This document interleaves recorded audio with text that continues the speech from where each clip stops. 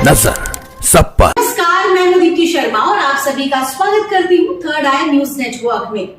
आप सभी का फेवरेट चैनल थर्ड आई न्यूज नेटवर्क, जहां पर कुछ ही मिनटों में आप देख पाते हैं टॉप 10 खबरें, न केवल भारत की बल्कि दुनिया जहान की। तो आइए बिना देर किए सीधे रुख करते हैं अभी तक की 10 बड़ी खबरों का।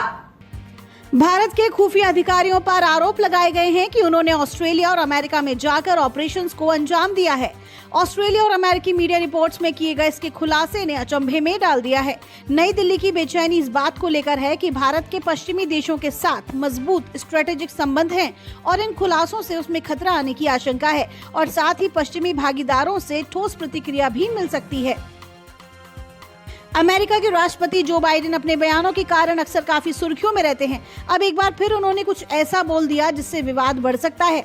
दरअसल प्रवासियों का जिक्र करते हुए बाइडेन ने भारत जापान की तुलना चीन से कर दी। उन्होंने कहा कि चीन, भारत और जापान में जेनोफोबिया यानी प्रवासियों के प्रति डर है, इसीलिए इन देशों का आर्थिक विकास नहीं हो पा रहा है। साथ ही उन्होंने तर्क भी दिया कि प्रवासन संयुक्त राज्य अमेरिका की अर्थव्यवस्था के लिए अच्छा है। जम्मू कश्मीर की चिनाब वैली का 120 किलोमीटर का क्षेत्र धंस रहा है। हर दिन जमीन 1 इंच से आधा फीट तक खिसक रही है। इसका सबसे ताजा उदाहरण रामबन है, जहां बीते शुक्रवार को 800 मीटर इलाके में जमीन धंसने से 70 घर तबाह हो गए। यहां रह रहे करीब 400 लोगों को दूसरी जगह शिफ्ट करना पड़ा।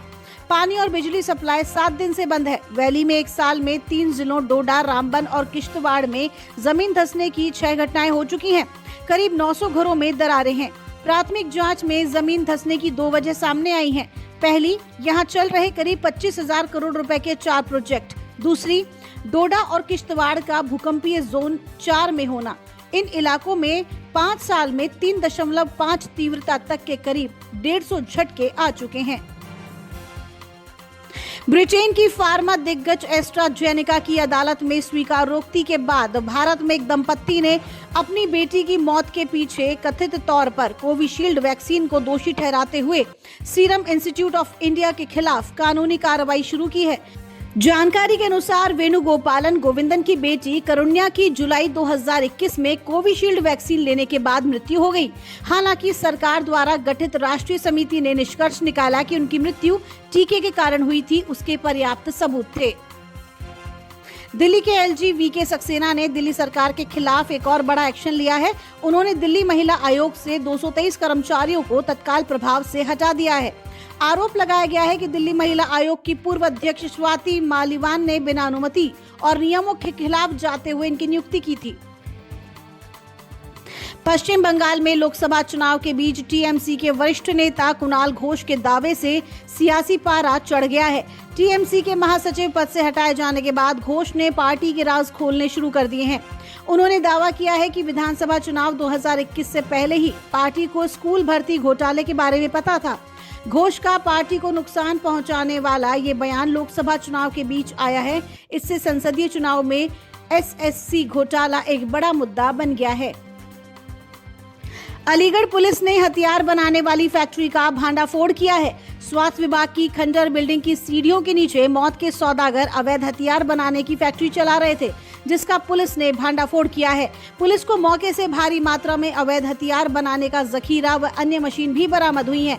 इस दौरान पुलिस ने एक आरोपी को गिरफ्तार किया है, जबकि अन्य आरोपी भागने में कामयाब हो गए हैं। पुलिस फरार आरोपियों की तलाश कर रही है। ऑस्ट्रेलिया के पूर्व तेज गेंदबाज ब्रेट ली का मानना है कि लखनऊ सुपर जॉयंट्स ने मयंक यादव की चोट का सही तरह से प्रबंधन नहीं किया। उन्होंने सुझाव दिया कि पेट में दर्द के कारण बाहर होने के बाद इस युवा तेज गेंदबाज को समय से पहले आईपीएल में वापस लाया गया। 21 साल के मयंक को 7 अप्रैल को गुजरात टाइटंस के खिलाफ मैच के दौरान पेट में जकड़न महसूस हुई। ये उनका तीसरा आईपीएल मैच था और उन्होंने अपनी तेज गति से सभी को प्रभावित किया और अपने शुरुआती दोनों मैच में मैन ऑफ द मैच बने। वार्म अप कर रहा था शख्स अचानक गिरा और तोड़ दिया दम। वाराणसी में जिम करने पहुंचे एक शख्स की अचानक मौत हो गई। बताया जा रहा है कि शख्स सालों से जिम कर रहा था, लेकिन घटना के दिन जैसे ही जिम में वार्म अप शुरू किया तो उसे सिर में तेज दर्द महसूस हुआ। खबरों के मुताबिक दीपक गुप्ता कई सालों से जिम में एक्सरसाइज करता था। रोज की तरह दीपक 30 अप्रैल को भी जिम गया था, लेकिन वहां अचानक उसकी तबीयत खराब हुई और डॉक्टर्स ने उसे मृत घोषित कर दिया। सलमान खान के घर पर गोलाबारी की घटना के आरोपियों में से एक आरोपी अनुज थापन की मौत हो चुकी है। शिवसेना यूबीटी नेता आनंद दुबे ने उसकी मौत पर बड़ी साजिश का संदेह जताया है। अनुज थापन मुंबई पुलिस लॉकअप में मृत पाया गया था, लेकिन अनुज के परिवार का कहना है कि यह आत्महत्या नहीं, हत्या है। तो ये थी अभी तक की 10 बड़ी खबरें। देश विदेश की ताजा तरीन खबरों के लिए जुड़े रहिए थर्ड आई न्यूज नेटवर्क के साथ। नजर सब पर।